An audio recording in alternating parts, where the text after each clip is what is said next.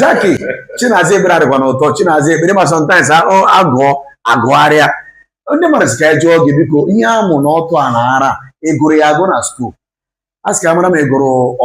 ọtọọlọji ka amụọlọji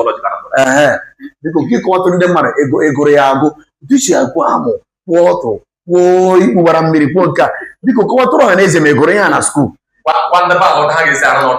because ọ dị ka onye gụrụ ya agụ iji digrii mana ọ eche dị ka BS just kọwara onye ọbụla lee kọntentị very well ga-ama na ọwụ naanị ihe gbasara ọdụ ma ọ amụghị mmeji ekwu sometimes eji m ekwu ụka dị reasonable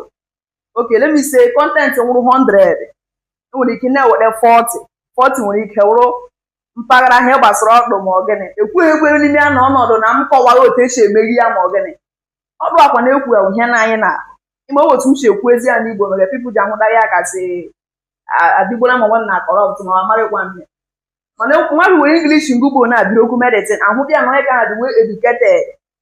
ịghọla dị na otu ogbo m kwutere ya n'Igbo na ahụ agala ahụta ya na ihe awụ ụka ha wụ and ọgwụ na-asụ Igbo sume ya sume so onye mere pipu ji ahụta ya asọ